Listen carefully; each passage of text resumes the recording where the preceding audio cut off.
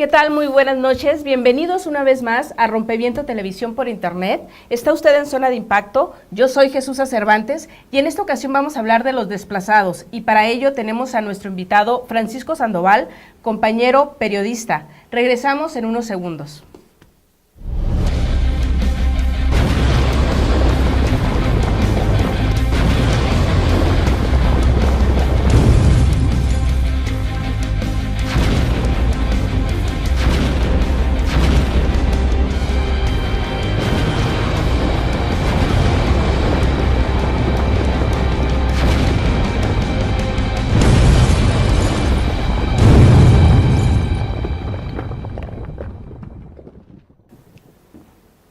Gracias por estar con nosotros nuevamente aquí en Zona de Impacto. Recuerde, vamos a hablar sobre los desplazados en esta guerra que declaró de manera unilateral Felipe Calderón Hinojosa, que gracias porque ya concluye su administración de 6 años. Y bueno, y para ello tenemos a nuestro invitado, Francisco Sandoval, que va a hablar de los desplazados. Gracias, Francisco, por estar con nosotros. Gracias a ti, Jesús, por la invitación.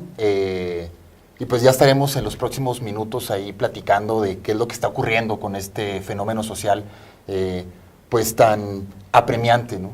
Claro que sí. Recuerde usted, en los 6 años que tiene Felipe Calderón al frente de la Administración Federal, se ha estado hablando, hay muchísimas cifras, pero bueno, básicamente se habla de que hay aproximadamente 250,000 desplazados en el país y cerca de 70,000 muertos. Esto provocado por una guerra contra el narcotráfico, que como le dije en un principio, fue una decisión unilateral de Felipe Calderón. Vamos a empezar con un video que nos habla de los desplazados, de esta gente de la que muy pocos medios, muy pocos especialistas hablan, porque bueno, todo el mundo se centra en qué está pasando con estos 70,000 muertos, qué es lo que ocurre en el país con sus familiares. Bueno, de eso no sabemos, y ellos son justamente las víctimas, los desplazados, las otras víctimas de esta guerra.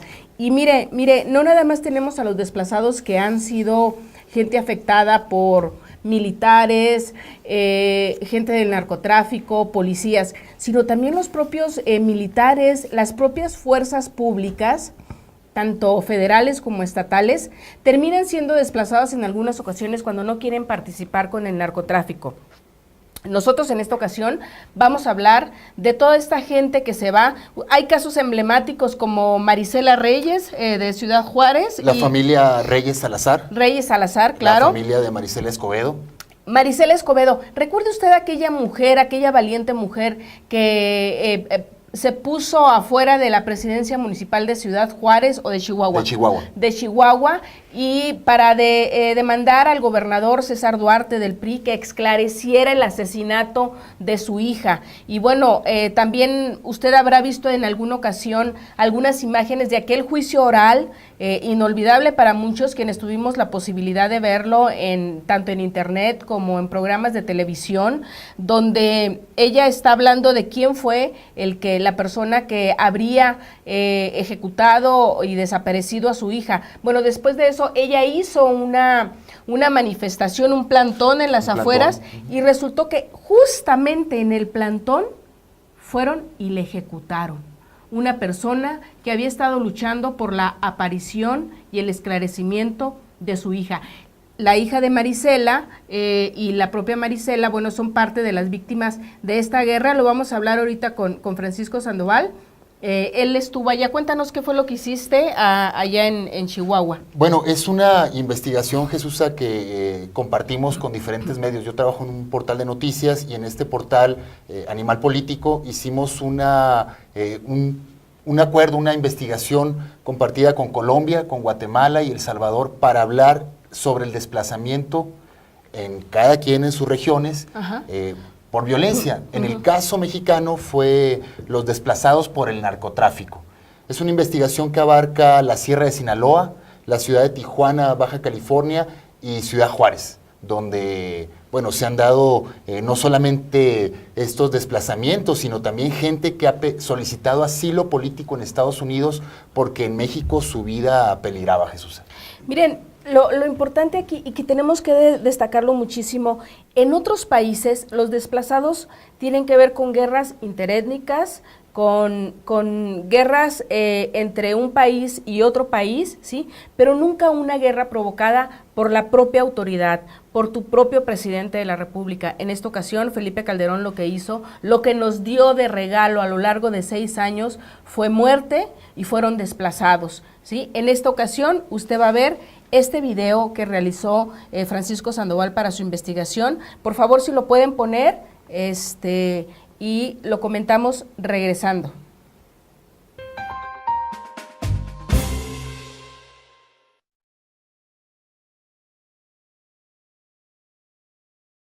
Nos salimos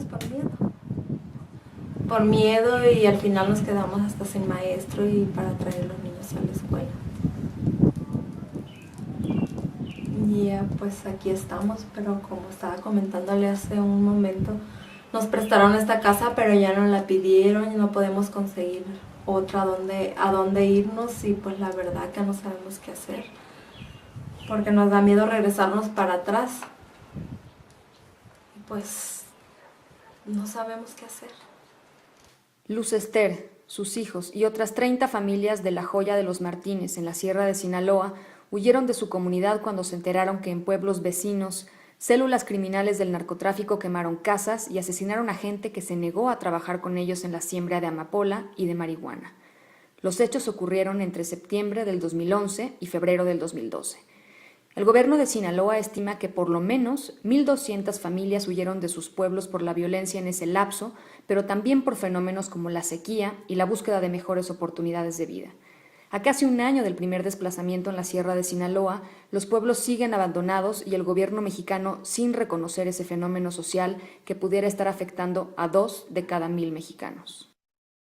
Al día de hoy no es muy claro, ni se puede, digamos que, manejar alguna cifra, algún número de pues, el fenómeno que se dice que está sucediendo. No se tienen suficientes datos, ni se tiene realmente los elementos para poder determinar si realmente está sucediendo un fenómeno de esa naturaleza que formalmente tuviera que estar atendiendo el Estado mexicano. Esa es la posición del gobierno como tal. Organismos defensores de los derechos humanos a nivel internacional, como el Consejo Noruego de Refugiados, han hablado de la necesidad de reconocer el fenómeno del desplazamiento en México. En el último sexenio se ha visto que el incremento de la violencia ha producido desplazamiento forzado interno, pero no ha habido una respuesta del Estado a este fenómeno. La razón por la cual el gobierno no ha dado respuesta al desplazamiento forzado, pues en primer lugar es porque no lo reconoce. En 2005, el gobierno mexicano, como parte del Programa Nacional de Derechos Humanos, reconoció su deber legal y su obligación moral para atender el desplazamiento interno que ya se vivía en el país, sobre todo en comunidades indígenas por razones étnicas y religiosas, pero a más de 7 años de este compromiso no se ha hecho nada oficialmente. ¿Qué le hace falta al gobierno federal? Cumplir con sus compromisos, es lo único que le hace falta hacer, ¿no? Verdaderamente tomarse en serio este problema, porque según las cifras, y ustedes las tienen todavía mucho más manejadas, ya arroja del primer estudio que yo hago, más bien de los sucesivos estudios de desplazamiento que yo he hecho, que de las mujeres, se arrojan cifras de 60,000. Según lo que estaba yo revisando precisamente por su comentario el día de ayer, las cifras llegan a 120,000 desplazados. Somos el tercer lugar en desplazamiento en América Latina. En el caso del desplazamiento interno por violencia, es un fenómeno que se ha dado en México desde que las bandas del narcotráfico comenzaron a tener una participación más activa en la producción y en el trasiego de drogas a Estados Unidos. Uno de los factores, o 2 factores fundamentales para determinar el caso de desplazamiento interno son la violencia generalizada y que se ha vivido y hemos vivido los mexicanos en algunas zonas del país, y desde luego, y esto pues va de la mano, van a la par, las violaciones a los derechos fundamentales, violaciones a los derechos humanos en perjuicio de determinadas poblaciones específicas. La falta de acciones oficiales ha impedido que se conozca la magnitud del problema y el número exacto de mexicanos desplazados internos por violencia, pero también de refugiados en Estados Unidos porque en México peligraban sus vidas. Lo que existen son estimaciones y encuestas practicadas en ciudades fronterizas como Ciudad Juárez y municipios aledaños que hablan que en los últimos 10 años, solo en esa urbe, alrededor de 220,000 personas se han marchado por cuestiones de inseguridad y de violencia. En Tijuana, empresarios calculan que son alrededor de 5,000 familias, algo así como unas 20,000 personas, las que se han marchado a San Diego en poco más de 2 décadas, mientras que en estados como Michoacán, Tamaulipas y Nuevo León, la prensa ha reportado el desplazamiento de comunidades enteras.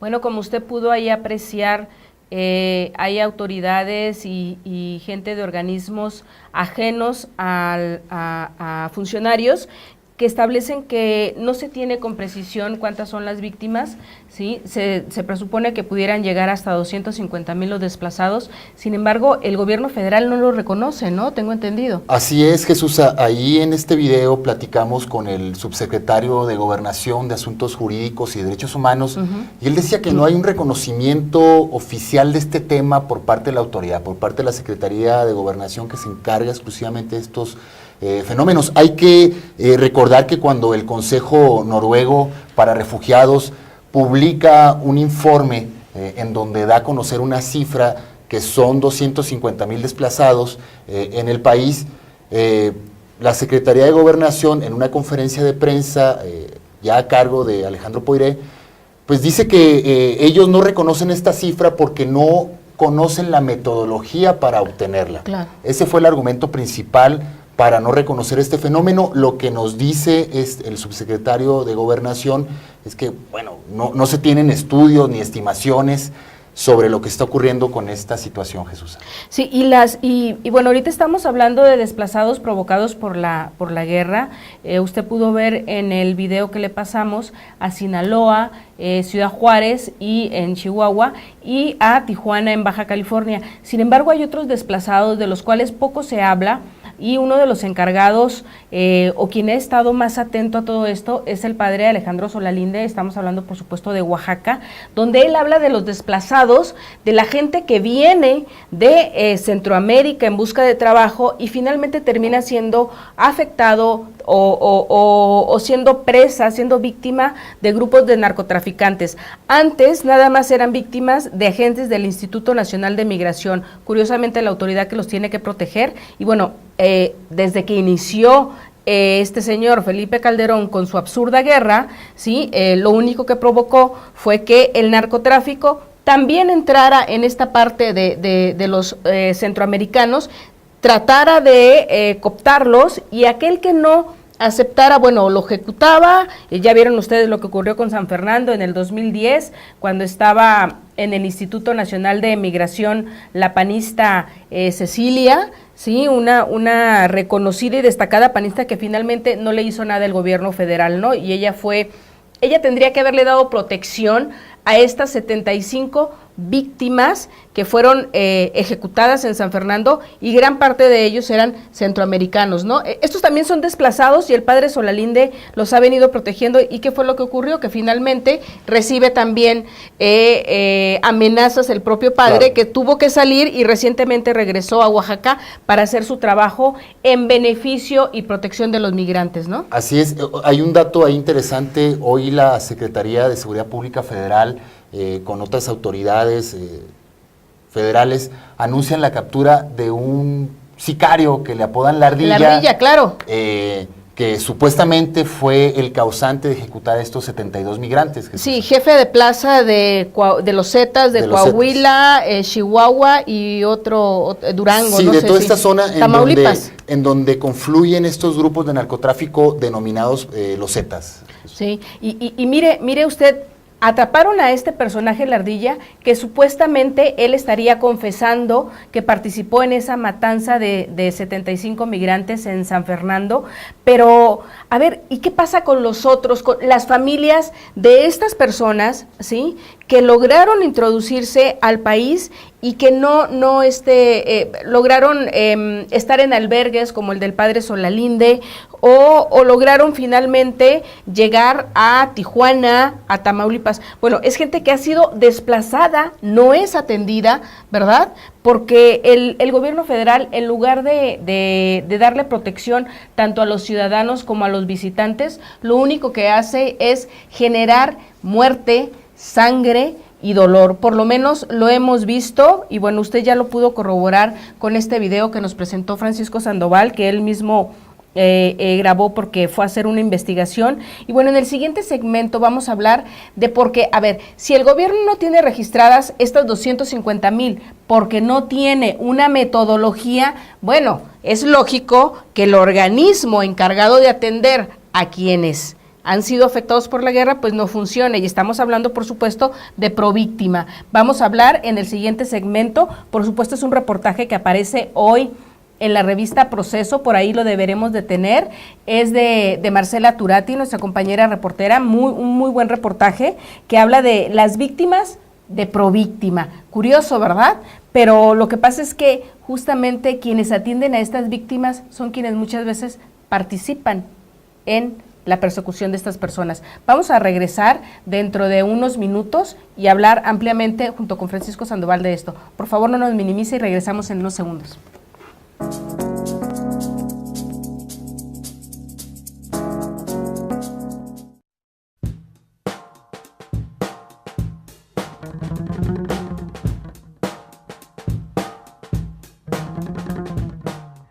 Ay, yo pienso que son un terrible fraude. Porque siempre te tratan de dar un mismo mensaje. Por eso digo, para nosotros todo es ridículo. Bueno, mira, la verdad es que ya no son creíbles muchas cosas, ¿verdad? Manipulan muchos asuntos. O sea, siempre es como una gran mentira sobre una mentira tapando una mentira. O sea. Los medios de comunicación, la radio, la televisión, pues es lo mismo que los políticos. Amarillistas te engañan a la gente. Que lo que no pasa en la televisión no existe. Lo que es el internet muestra a veces mucho lo que es la verdad. Que estemos ahí siendo protagonistas, ya no espectadores, ¿no? Creo que eso sería para mí el sueño ideal con los medios. Ajá. Rompevientos. ¿Rompe qué? No sé, es como un elemento que está contracorriente. Rompiendo barreras de algo que te impiden. Sí, como algo diferente. Sí, como algo que va en contra de lo común. Romper como barreras o pasar. Cambia la dirección de lo que hemos venido, lo que hemos estado viendo últimamente. Lo que hemos estado viendo siempre, tal vez. Es un cambio. Como romper una barrera, un mito. ¿Qué pasa si rompe todo, no? O es lo que yo me imagino. ¿O qué es?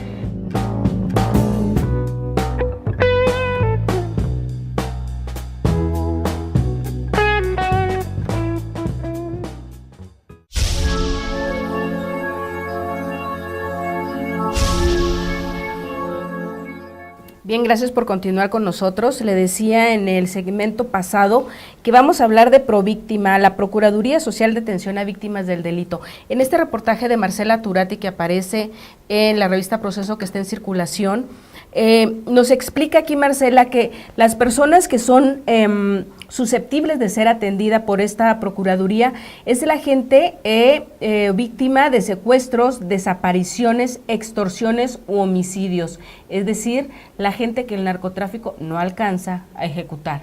Los familiares, los tíos, los amigos, los que alcanzaron a ver algún tipo de agresión contra alguna persona y bueno, no pudieron salirse de estas garras y terminaron desplazándose, terminaron yéndose de su lugar. Y bueno, esta Procuraduría, la persona que está encargada, la señora Herrerías Guerra, era la encargada de la Fiscalía Especial para los Delitos de Violencia contra las Mujeres y Trata de Personas, ¿sí? O sea, usted se preguntará, ¿qué está haciendo alguien que atiende a mujeres víctimas de la violencia. Y no me estoy, por supuesto que no estoy descartando que las mujeres que son desplazadas, producto de esta guerra contra el narco, hayan tenido algún tipo de agresión sexual, no. Lo que estoy tratando de explicarles es que son dos tipos de delitos totalmente distintos, ¿sí? Porque cuando tú eres un desplazado de la violencia de algún narcotraficante, te tienes que ir de tu país, es muy distinto a cuando no sé, tu marido, o eres producto de la violencia intrafamiliar, que tampoco es, la debemos de permitir, obviamente, pero bueno, no podemos catalogarlos dentro de la misma posición, porque en el otro, las víctimas de los desplazados, aquí el responsable es el Estado. ¿Sí? No es un particular, es el Estado, es el que les tiene que brindar la total atención a toda esta gente que está siendo víctimas de estos desplazados. Me decías algo ahorita que estábamos platicando en el corte, Francisco, ¿cómo es que estas víctimas no tienen que, no están, ¿cómo se les llama? Bien, no hay un censo de parte de ellas. No son reconocidas, Jesús, no son reconocidas por parte de la autoridad, es lo que platicábamos. Una de las cosas que a mí me llamó mucho la atención fue cómo en el estado de Sinaloa, en la Sierra de Sinaloa, en lo que se le conoce como el Triángulo Dorado, que según el ejército es la zona que tiene mayor producción de amapola y marihuana en el país, de acuerdo con los decomisos que han hecho, el gobernador de Sinaloa, Mario López, hace un pronunciamiento alrededor de mayo, en donde dice que va a llevar a la autoridad, al ejército, a la Policía Federal para hacer rondines de vigilancia en esta zona, pero el día que nosotros visitamos esa zona no había tales rondines, y lo que nos decían los pobladores, eso nunca lo pude corroborar, pero uno de los dichos de los pobladores es que el ejército prácticamente, o la autoridad, no había hecho nada cuando ocurrieron estas, platicábamos en este video, matanzas o ejecuciones entre grupos rivales del narcotráfico. Estamos hablando, por un lado, en el caso de Sinaloa, de la organización que dirige el Chapo Guzmán, y por el otro, los hermanos Beltrán Leiva, ya dos de ellos, uno muerto y otro capturado, uno de ellos operando, pero surge esta rivalidad en el 2008, y esto es lo que ha provocado esta pugna, pero la autoridad no ha hecho su trabajo de acuerdo con las propias personas del pueblo. Los propios habitantes que habían dicho que los iban a ir a proteger, los de la Sedena, por ejemplo, que los iban a ir a proteger, pero no había tales rondines de vigilancia, Jesús, es lo que pudimos observar. Otra de las cosas que nos llamó la atención también es que la gente decía que cuando las únicas veces que ha ido la autoridad fue cuando ocurrieron los primeros desplazamientos por ahí de septiembre, octubre, noviembre. ¿De qué año? ¿Del 2008? 2011, del 2011, ya cuando se da este brote de violencia en la sierra, en el 2011, cuando iban las autoridades era para robarles algunas de sus pertenencias. Esto nunca lo pudimos corroborar, incluso tratamos de platicar con el ejército para ver cuál era la postura del ejército sobre esos desplazamientos, pero también lo que decía la gente, pero no quisieron darnos una versión oficial ni platicar con nosotros. Y también me estabas comentando que solicitaste información de la Sedena y no hubo respuesta. Sí, no hubo tal respuesta, pedimos platicar sobre este operativo que anuncia Maloba en Sinaloa, sobre las medidas cautelares que anuncia el gobernador, pero no tuvimos respuesta por parte de la Sedena.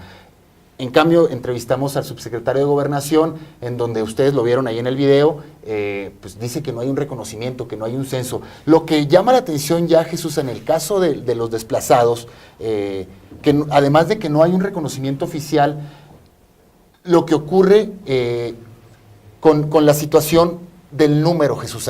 La autoridad dice que no hay un número específico, no hay un censo, no hay un censo, pero si tú miras ya, empiezas a comparar las estadísticas del INEGI de población 2005, 2010, ya claro, son poblados casi fantasmas, ¿no? Hay algunas localidades que son casi fantasmas. Mira, platicábamos sobre el caso de Ciudad Juárez. De 1990 al 2000, Ciudad Juárez crecía un 5.2% al año, poblacionalmente. Pero ya del 2000 al 2010, ya tuvo un crecimiento del 0.92%. Estamos hablando de una disminución claro, del casi 4%. Y eso ya se puede corroborar en las estadísticas las del INEGI, oficiales. en las estadísticas oficiales. O sea, estamos hablando de que algo está sucediendo en ese tipo de ciudades, sobre todo en Juárez, que se vio reflejado. Claro que también por otros factores como la crisis económica que pegó a la maquiladora, provocó que mucha gente se fuera a Estados Unidos. Se fuera ¿no? a Estados Unidos o que se regresara a sus Michoacán, estados. Michoacán, exacto. Y bueno, pero finalmente estamos hablando de un desplazamiento. O sea, sí, claro. ¿qué está ocurriendo en sí, la un parte desplazamiento en el que Províctima debería de estarlos atendiendo. Y, a ver, me están diciendo por ahí que tenemos un video más. ¿De cuál es? Si la producción nos puede avisar. No, él es otro video el que sí.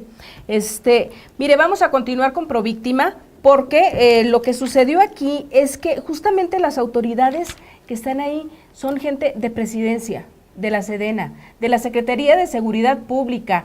Y bueno, hay una junta de gobierno en Províctima donde además de participar el secretario de la Defensa, el secretario de la Marina y todo este tipo de personas que están en seguridad, que son autoridades, hay una parte que tiene la sociedad civil, ¿no? Y ahí están 4 organizaciones. Una organización que dirige la señora Marielena Morera, que se llama Causa Común, que no hay que olvidar que Marielena Morera estuvo en aquella reunión con Enrique Peña Nieto en San Luis Potosí, ¿sí? Hablando de qué era lo que se tenía que hacer para evitar que continuara esta guerra contra el narco y esta inseguridad.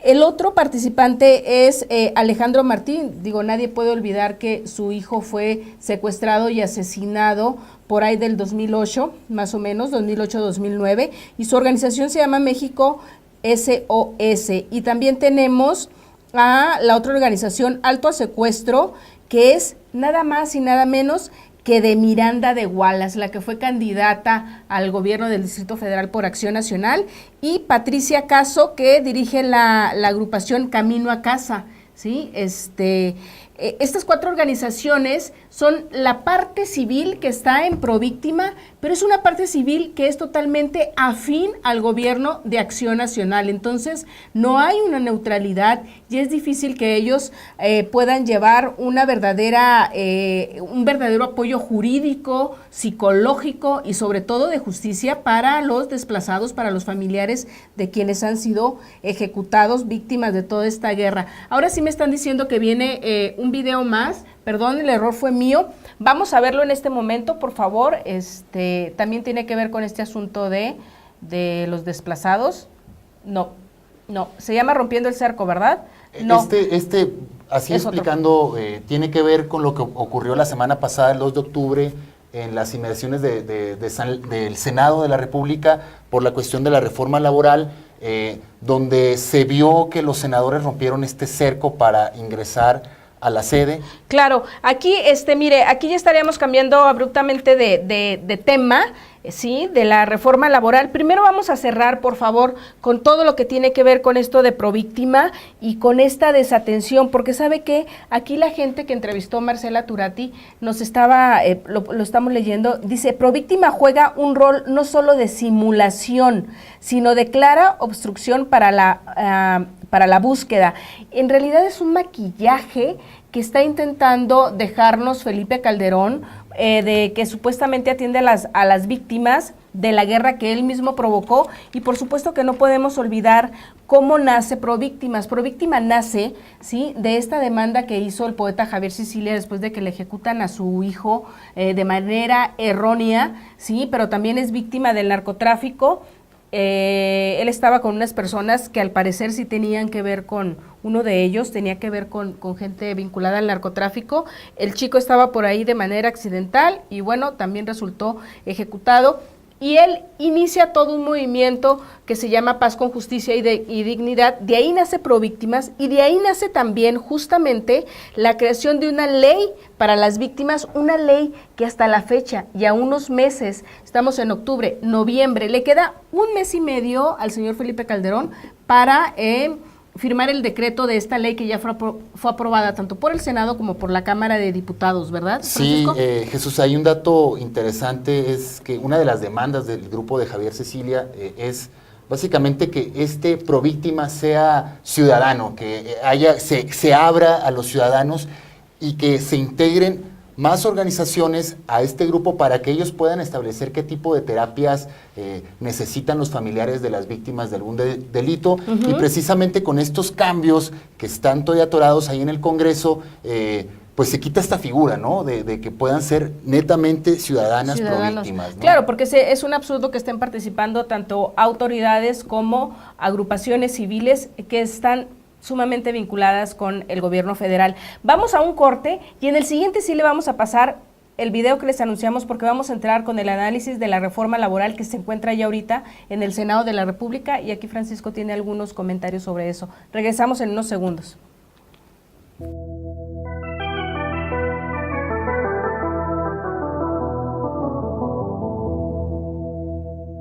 Yo diría que en todas sus dimensiones el EZ es un contrapeso y que quizá en este momento es particularmente significativo por esta representación simbólica que tiene el zapatismo como una propuesta de carácter ético-política que sí se contrapone en lo que se está convirtiendo la política institucional en el país y en el mundo.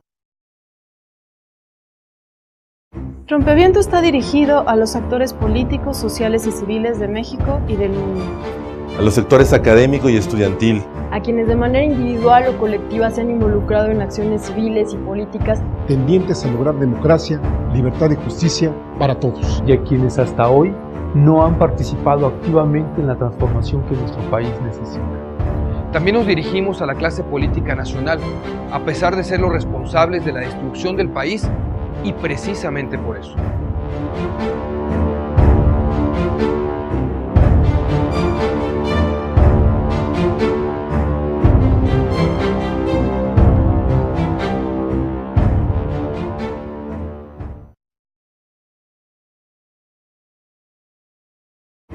Rompeviento nace desde la reflexión sentida y pensada de la realidad política y social de México y el mundo.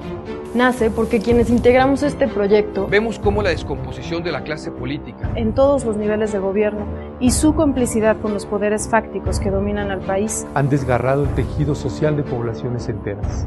Nacemos para construir nuevos medios y alternativas de comunicación que aporten información veraz y elementos de interpretación y análisis de la realidad. Y enriquezcan nuestro conocimiento de lo que sucede en México y en el mundo.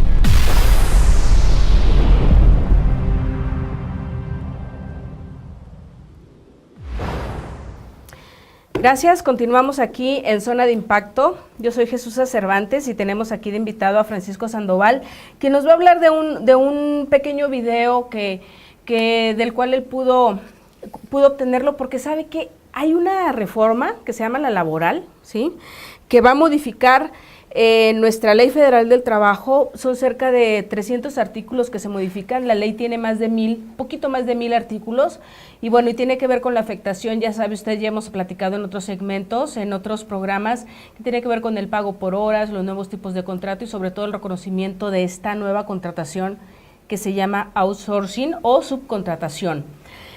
Se aprobó en Cámara de Diputados, por supuesto con la oposición de Movimiento Ciudadano, del PT y del PRD, sin embargo pasó con algunos cambios, no como la quería Felipe Calderón, porque el PRI se enardeció cuando se enteró que venía la exigencia de presentar sus cuentas sobre los sindicatos. Como usted sabe, el máximo sindicato, los máximos sindicatos están afiliados a la Confederación de Trabajadores de México, el brazo obrero del PRI, y se molestaron, la cambiaron y ahora esa ley ya está en el Senado. En el Senado hay ahorita alguna discusión, el PAN y el PRD habla de que se quieren aliar para poderla modificar y sería catastrófico para Felipe Calderón y benéfico para quienes están en contra de esa ley, puesto que si se regresa a la Cámara es difícil que vuelva a ser aprobada y como establece el Parlamento,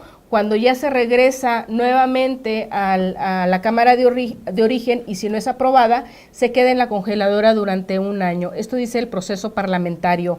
¿Qué fue lo que pudiste tú observar ahí? Porque bueno, lo que estaban intentando de hacer diversas organizaciones, Francisco, como tú recordarás en la Cámara, es que no hubiese quórum, sin embargo no lo lograron. No lo lograron, Jesús. Esto ocurrió básicamente el 2 de octubre, el lunes 2 de octubre, por la mañana. Fue el día que entra ya estos cambios de la Cámara de Diputados al Senado, llegan en la mañana, hay un grupo de organizaciones que se juntan alrededor del Senado, algunos de ellos encabezados por el exdiputado Fernández Noroña, hacen un sentón alrededor del Senado de la República para que no hubiera quórum, para que los diputados no pudieran ingresar y tener el quórum que se necesitaba para recibir esta enmienda, esta nueva reforma laboral, ¿no? Bueno, ahí estuvimos, yo llegué por ahí de las 2 al mediodía, aproximadamente, 2 de la tarde, pero había ocurrido por la mañana que el cerco se rompió porque un grupo de senadores, escoltados por granaderos y policías de tránsito del Distrito Federal, les abrieron paso y esto generó toda una trifulca entre los grupos que ahí estaban haciendo esta valla humana y los policías. Incluso ahí hubo algunos personajes, algunas personas golpeadas, rociadas con jaloneos, con gas. Gas lacrimógeno, así ¿no? Es, una chica. Así una chica. A los 2 días sale Mondragón y Cal, que es el secretario de Seguridad Pública del Distrito Federal, pues diciendo que este policía que había agredido a uno de los participantes en este sentón, pues ya había sido sancionado, ¿no? Pero logramos obtener este video de una de las personas que estuvo muy cerca de ahí y se ve una parte donde ingresa esta caravana de camionetas negras y una van blanca que ingresan al Senado y cómo se arma ahí la trifulca. Hay otros videos que también los pueden consultar, que son de los jóvenes con Noroña, así los pueden localizar en YouTube, y van a ver cómo fue esta agresión ya más de cerca. Sin embargo, este video surgió ese mismo día. Yo tuve acceso a él porque uno de los participantes me lo da. Y bueno, y se ve ahí cuando pasa en esta caravana de senadores y rompen el cerco. Vamos a verlo si gustas, Jesús. Sí, claro, vamos a ver este video y lo absurdo que resulta que las autoridades policíacas, en lugar de estar protegiendo, están escoltando a los legisladores para que puedan aprobar una ley o empezar a discutir una ley que resulta sumamente nociva para los trabajadores.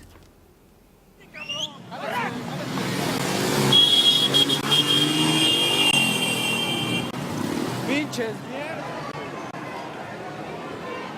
Mira, ya están agarrando a vergazos. Ese cuida la integridad también.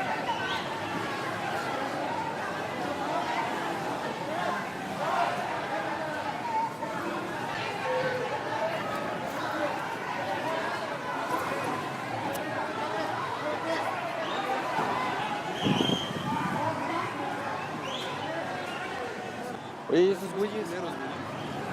No los conoces, güey.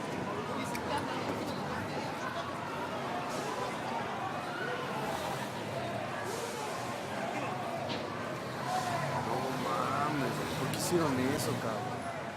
Si tú combates con violencia, vienes a violentar, güey. Es que no deberían de haber violentado, güey. Por eso les dije, ayer yo les dije, cabrón, hay que venir un pinche sentón, güey. De sudadera, güey. Si tú te paras, güey, te agarran a madrazo. ¿Estás de acuerdo? Acaba de pasar 3 camionetas con senadores, tipo express. Entraron a la Cámara de Senadores para estaban violentando los derechos de la gente y acabar de una vez con la reforma laboral. Llegaron a la mala, pegaron a la gente. Exacto, están golpeando a los güey. No, están dando pauta a la represión.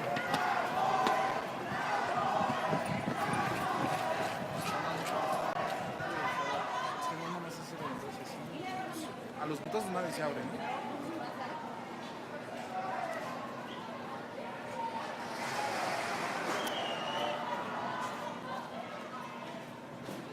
Pues así no.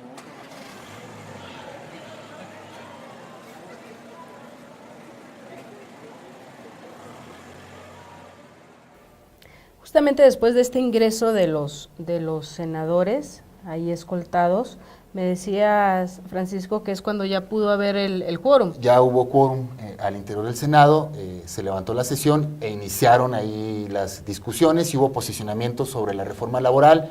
Finalmente, hay que recordar que un grupo de senadores del PRD propone hacer mesas de diálogo, abrir la discusión para los próximos días. Vamos a ver qué pasa, todavía tienen 30 días hábiles para discutir y hacer las observaciones necesarias y veremos si hay en realidad modificaciones, porque ya los diputados del PRI en la Cámara de Diputados amenazaron pues que ellos si notan alguna modificación la van a atorar prácticamente en San Lázaro, ¿no? Claro, la volverían a poner como ellos la habían autorizado y entonces se queda en la congeladora.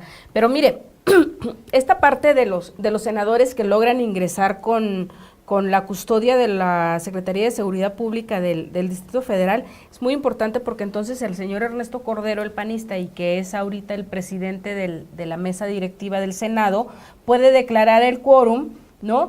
Y también estos foros a los que se refiere Francisco Sandoval iniciaron justamente hoy, pero vea el absurdo. Inician los foros para la consulta y que luego no digan que no se consultó a la población.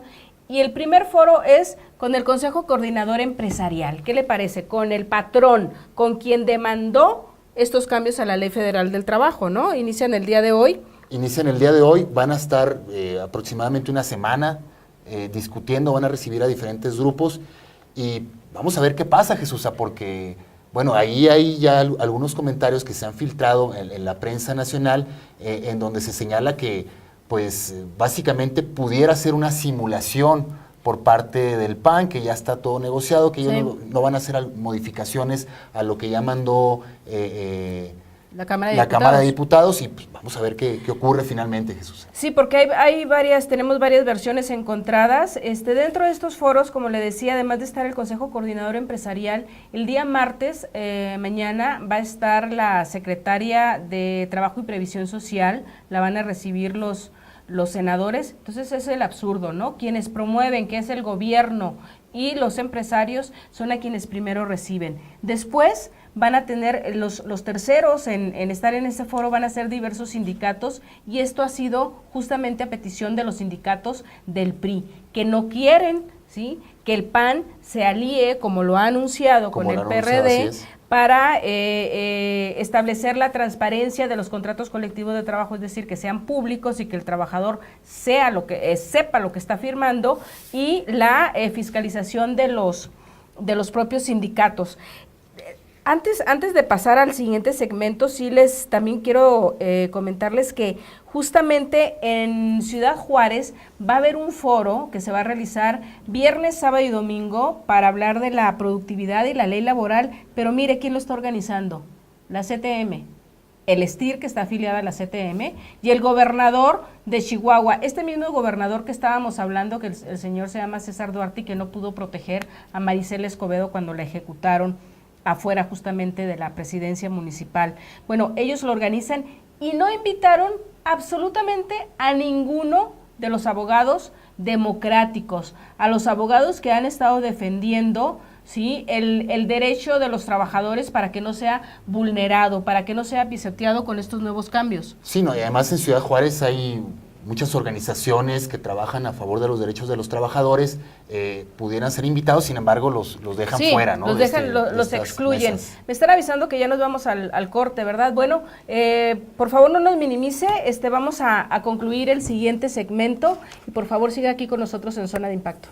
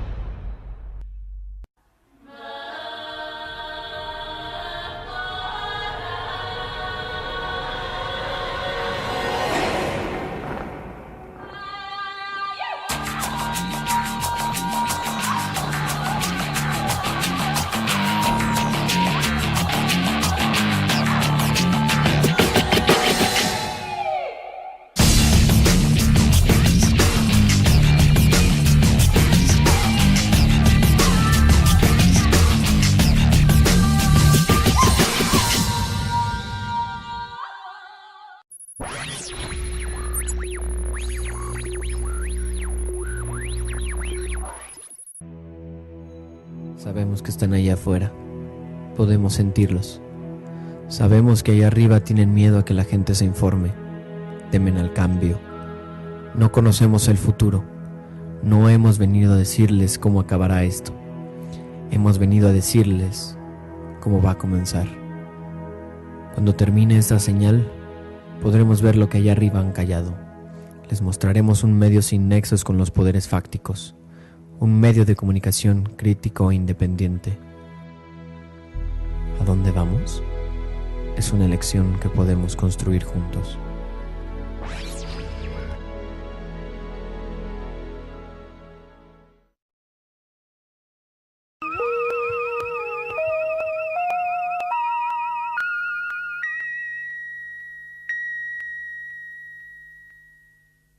Bien, estamos concluyendo este último segmento de Zona de Impacto. Les decía hace rato que, bueno, está la discusión en la Cámara de Senadores de lo que es la reforma laboral, cuyo presidente es el priista Ernesto Gándara. ¿Y sabe quién es quién fue uno de sus protegidos de Ernesto Gándara? Nada más y nada menos que Rafael Humberto Zelaya. ¿Sí? ¿Recuerda usted? Vamos a poner la foto ahorita de este señor, de este joven, Rafael Humberto Zelaya, quien aparece ahí justamente con Enrique Peña Nieto. Él fue detenido en Madrid, España, justamente por formar parte de una de las células de Joaquín El Chapo Guzmán. Él es el protegido del señor Ernesto Gándara, senador por Sonora, y que es actualmente el presidente de la Comisión del Trabajo, la que va a analizar justamente los cambios a la ley, así es que ya se puede imaginar qué es lo que va a ocurrir ahí. Bueno, ¿y por qué estamos hablando de Rafael Humberto Zelaya? Bueno, además de que sea el protegido de este senador priista, porque queremos ahorita invariablemente hablar de los muertos de Enrique Peña Nieto. Usted recordará, ahorita le vamos a pasar la fotografía del diputado de Nezahualcóyotl, Jaime Serrano Cedillo. Él fue ejecutado el día 15 de septiembre, por ahí anda la foto, ahí está, ¿sí? Es el de la camisa guinda, y en medio está Luis Videgaray, quien fuera el coordinador de campaña de Enrique Peña Nieto, y del otro lado está este exdiputado de Oaxaca, uno de los más activos en el tuit que respondía a todas las agresiones en contra de Peña Nieto, y que también formara parte del equipo de trabajo de aquel gobernador de Oaxaca, que tuvo que ver con las agresiones hacia la APO, ¿no? Usted lo recordará, priista. Bueno, además de Jaime Serrano Cedillo, diputado de Nezahualcóyotl, que fue ejecutado el día 15 de septiembre, tenemos otro diputado priista que también fue ejecutado, Eduardo Castro Luque, por ahí también tenemos la fotografía. Él fue ejecutado un día antes, ¿sí? Este joven acababa de ganar también la diputación local de Sonora, iba a formar parte del Congreso y lo mandó a ejecutar hasta lo que va de la investigación, justamente su suplente. Y bueno, y por supuesto tenemos el primer muerto allegado al señor Enrique Peña Nieto, y que es nada más y nada menos que el hijo del señor Hinojosa, este gran constructor de la empresa IGA con H antes, HIGO, y que su hijo se llamaba Juan Armando Hinojosa, en uno de los helicópteros que él tenía de su empresa Eolo y que utilizó Enrique Peña Nieto durante su campaña, cuando fue la fiesta de cumpleaños de Peña Nieto el día 29 de julio, al terminarse la reunión, fíjese, ahí se iba a regresar en ese helicóptero Peña Nieto, y se lo pidió Juan Armando Hinojosa, el hijo del empresario que lo ayudó a obtener fondos, y se cae el avión, curiosamente, el helicóptero, perdón. Entonces ya lleva 4 muertos el señor Peña Nieto. Y por supuesto que tenemos que hablar del hijo de Moreira, de Humberto Moreira, se llama José Eduardo Moreira. ¿Por qué hablamos de él y por qué es importante este joven que fue ejecutado la semana pasada por una célula del narcotráfico? Se habla de que fue una venganza porque ahí aparece con su padre, con su padre Humberto Moreira, que fue el presidente nacional del PRI, avalado por Enrique Peña Nieto para llegar a la dirigencia del PRI. Recuerdo muy bien que cuando se dio este pleito entre Manlio Fabio Beltrones y Enrique Peña Nieto, Manlio perdió y no pudo llegar Gamboa Patrón, que es hoy el coordinador de los priistas en el Senado de la República, y llegó el candidato de Peña Nieto a la dirigencia nacional del PRI, Humberto Moreira, y que él sería el encargado de organizarle, por supuesto, toda la campaña a la presidencia de la República. ¿Qué le estoy diciendo o tratando de decir con esto? Que bueno, indudablemente que Humberto Moreira estaba totalmente metido junto con Peña Nieto en todo lo que es la campaña, y por supuesto había un vínculo. Y ahí en medio de los dos aparece la jovencita Lucero Davis, que es la esposa, la viuda, ¿no?, de este joven José Eduardo. Mire, el Humberto Moreira fue sumamente descalificado cuando llegó a la dirigencia del PRI nacional, porque él renunció a la gubernatura de Coahuila. Y renunció porque primero porque lo habían elegido obviamente para dirigir la presidencia nacional del PRI, pero también porque tenía una serie de acusaciones de que había endeudado al Estado con poco más de 30,000 millones de pesos, ¿sí? Incluso el que entonces era precandidato del PAN a la presidencia del PAN, el señor Ernesto Cordero, entonces, antes de ser el precandidato, entonces era secretario de Hacienda, él denunció que había esta gran deuda que le estaba dejando al gobierno de Coahuila Humberto Moreira. Humberto Moreira se va al PRI, y ante la serie de ataques que hay, o más bien de revelaciones, porque no fueron ataques, fueron revelaciones que se hicieron de cómo endeudó al país, a su estado, sí, es que él sale de la presidencia del PRI porque, bueno, era una piedra que Enrique Peña Nieto ya no podía sostener más, y su hermano Humberto Moreira ganó las elecciones en el estado de Coahuila, es decir, lo relevó en la gubernatura. Entonces, de lo que se habla es que Humberto Moreira, en su lucha también que hizo propia contra el narcotráfico, ejecutó o aparece muerto o sale muerto en uno de los enfrentamientos uno de los sobrinos de el jefe de plaza de los Zetas de ahí de Coahuila, y al siguiente día aparece ejecutado el joven José Eduardo Moreira, y aparece también junto con una manta que dice familia por familia, es decir, tú me ejecutaste a mi sobrino, yo te ejecuto a tu sobrino. Aún no se sabe quién fue, pero bueno, eso se presupone. Y mire, ¿quién fue? ¿Quién resultó? Y esto lo podemos vincular perfectamente bien con el tema que iniciamos, el de províctimas, y quienes forman parte de esta dependencia encargada de dar atención a los desplazados por la guerra, que son las policías que están dentro de este organismo. Bueno, pues justamente son las policías a los primeros que agarran, ¿sí?, las autoridades de Coahuila, diciendo que ellos tenían que ver en la ejecución de este joven, del joven Moreira. Sin duda es un mensaje sumamente preocupante para Enrique Peña Nieto, porque se atacó hasta la parte más alta del poder. O sea, es el hijo de quien fuera el presidente nacional del PRI, que le dio la posesión a Peña Nieto, sí, como el candidato a la presidencia de la República de su partido. Y bueno, por supuesto que no queremos cerrar este segmento, este programa, con lo último que está ocurriendo sobre el caso Monex. Lo engarzamos también, por supuesto, con el señor Enrique Peña Nieto.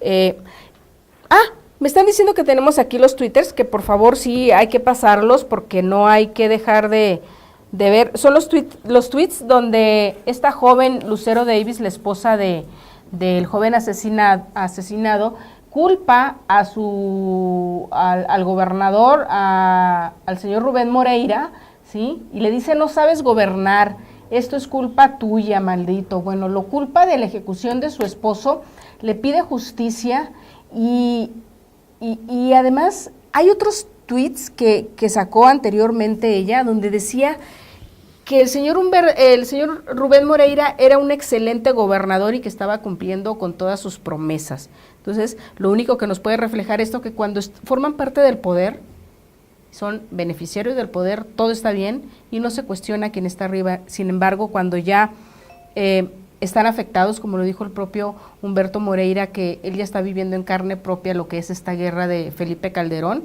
Ahora sí empieza a cuestionar, ¿no? Empieza a cuestionar lo que es la guerra de Calderón.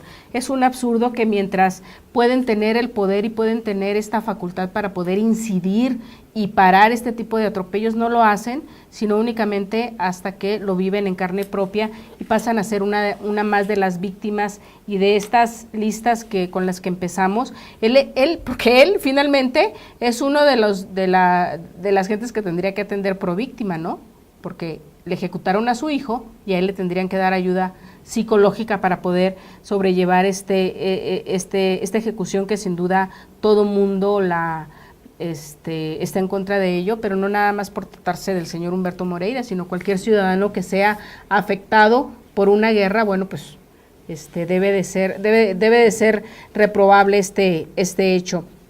Y bueno, queremos terminar este programa, por supuesto, con el caso de Monex. Ya le decía, ¿por qué vamos a hablar de Monex? Porque fíjense que en el caso de Monex, la Junta de Coordinación Política de la Cámara de Diputados está tratando de echar abajo esta comisión que propuso la diputada Aleida Alavés, que es una diputada del Partido de la Revolución Democrática, una de las gentes del señor René Bejarano, que está impulsando junto con Movimiento Ciudadano y otros partidos, el PT por ejemplo, que se cree una comisión para indagar qué es lo que ha sucedido con el caso Monex. Usted recordará que el caso Monex fue cuando así se le llamó a todas estas revelaciones de cuando este banco, cuando este grupo financiero estaba participando de manera ilegal en la triangulación de recursos hacia la campaña de Enrique Peña Nieto. Hoy lo que quiere hacer la Cámara de Diputados,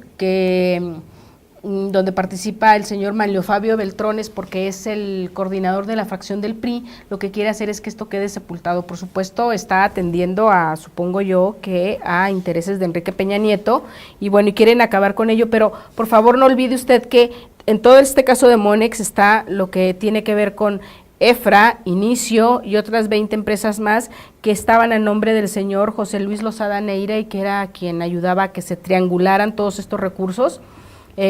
Por ahí tenemos una portada del periódico Índigo. Ellos sacan justamente hoy que van a rechazar en la Cámara de Diputados investigar este caso. Y bueno, esto no debería de quedarse ahí atorado.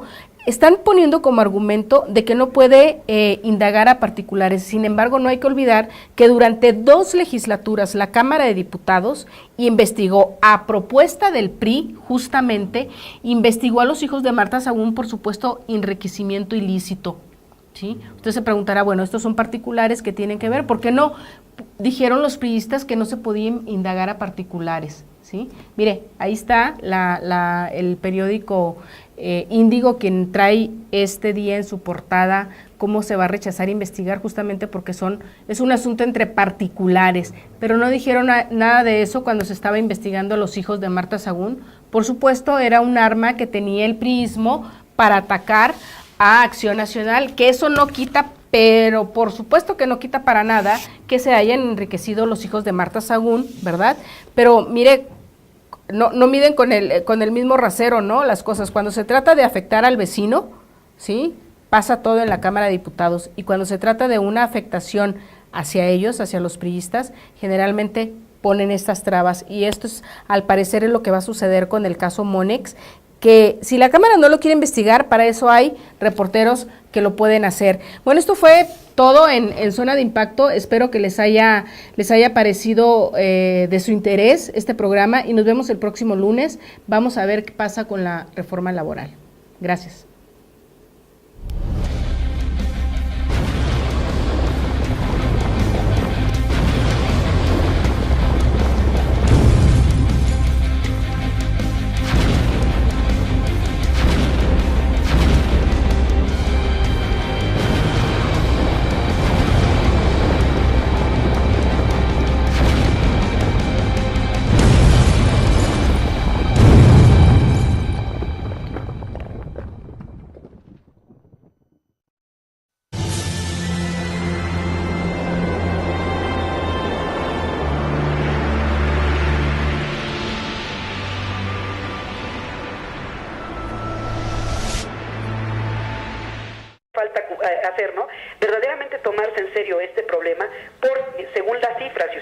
tiene todavía mucho más manejadas, ya arroja del primer estudio que yo hago, más bien de los sucesivos estudios de desplazamiento que yo he hecho, que de las mujeres, se arrojan cifras de 60,000.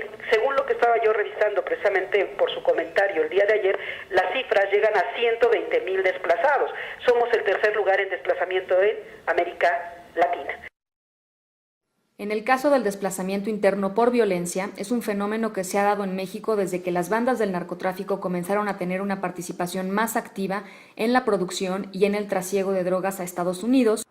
Uno de los factores, o dos factores fundamentales para determinar el caso de desplazamiento interno son la violencia generalizada y que se ha vivido y hemos vivido los mexicanos en algunas zonas del país, y desde luego, y esto pues va de la mano, van a la par, las violaciones a los derechos fundamentales, violaciones a los derechos humanos en perjuicio de determinadas poblaciones específicas. La falta de acciones oficiales ha impedido que se conozca la magnitud del problema y el número exacto de mexicanos desplazados internos por violencia, pero también de refugiados en Estados Unidos porque en México peligraban sus vidas. Lo que existen son estimaciones y encuestas practicadas en ciudades fronterizas como Ciudad Juárez y municipios aledaños que hablan que en los últimos 10 años, solo en esa urbe, alrededor de 220,000 personas se han marchado por cuestiones de inseguridad y de violencia. En Tijuana, empresarios calculan que son alrededor de 5,000 familias, algo así como unas 20,000 personas, las que se han marchado a San Diego en poco más de 2 décadas, mientras que en estados como Michoacán, Tamaulipas y Nuevo León, la prensa ha reportado el desplazamiento de comunidades enteras.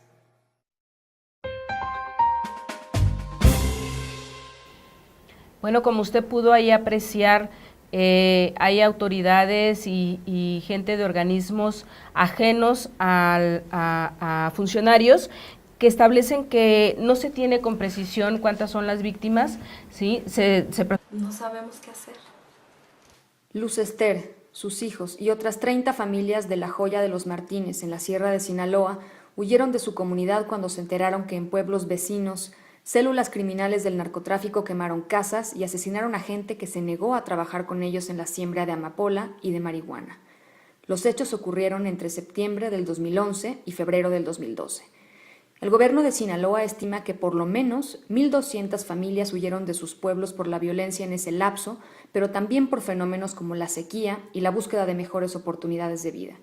A casi un año del primer desplazamiento en la Sierra de Sinaloa, los pueblos siguen abandonados y el gobierno mexicano sin reconocer ese fenómeno social que pudiera estar afectando a 2 de cada 1,000 mexicanos. Al día de hoy no es muy claro, ni se puede, digamos que, manejar alguna cifra, algún número de pues, el fenómeno que se dice que está sucediendo. No se tienen suficientes datos, ni se tiene realmente los elementos para poder determinar si realmente está sucediendo un fenómeno de esa naturaleza que formalmente tuviera que estar atendiendo el Estado mexicano. Esa es la posición del gobierno como tal. Organismos defensores de los derechos humanos a nivel internacional, como el Consejo Noruego de Refugiados, han hablado de la necesidad de reconocer el fenómeno del desplazamiento en México. En el último sexenio se ha visto que el incremento de la violencia ha producido desplazamiento forzado interno, pero no ha habido una respuesta del Estado a este fenómeno. La razón por la cual el gobierno no ha dado respuesta al desplazamiento forzado, pues en primer lugar es porque no lo reconoce. En 2005, el gobierno mexicano, como parte del Programa Nacional de Derechos Humanos, reconoció su deber legal y su obligación moral para atender el desplazamiento interno que ya se vivía en el país, sobre todo en comunidades indígenas por razones étnicas y religiosas, pero a más de 7 años de este compromiso no se ha hecho nada oficialmente. ¿Qué le hace falta al gobierno federal? Cumplir con sus compromisos, es lo único que le hace. Cuéntanos qué fue lo que hiciste allá en Chihuahua. Bueno, es una investigación, Jesús, que compartimos con diferentes medios. Yo trabajo en un portal de noticias y en este portal Animal Político hicimos un acuerdo, una investigación compartida con Colombia, con Guatemala y El Salvador para hablar sobre el desplazamiento en cada quien en sus regiones. Por violencia. En el caso mexicano fue los desplazados por el narcotráfico. Es una investigación que abarca la Sierra de Sinaloa, la ciudad de Tijuana, Baja California y Ciudad Juárez. donde, bueno, se han dado no solamente estos desplazamientos, sino también gente que ha solicitado asilo político en Estados Unidos porque en México su vida peligraba, Jesús.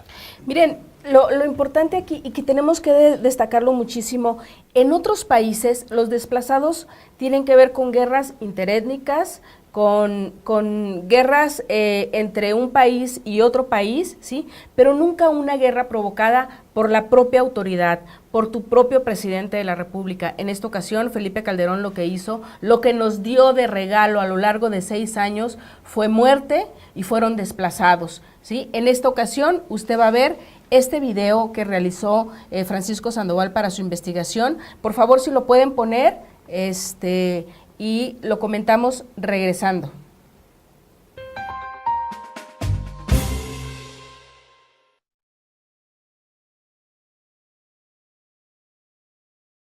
Nos salimos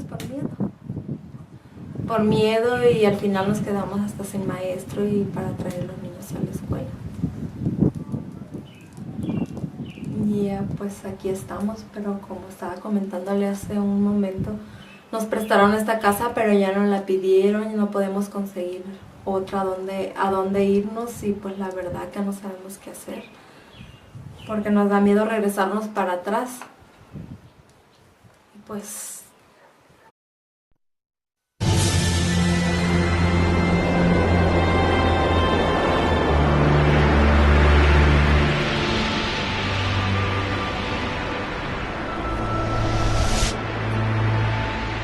¿qué tal? Muy buenas noches. Bienvenidos una vez más a Rompeviento Televisión por Internet. Está usted en Zona de Impacto. Yo soy Jesús Cervantes y en esta ocasión vamos a hablar de los desplazados. Y para ello tenemos a nuestro invitado Francisco Sandoval, compañero periodista. Regresamos en unos segundos.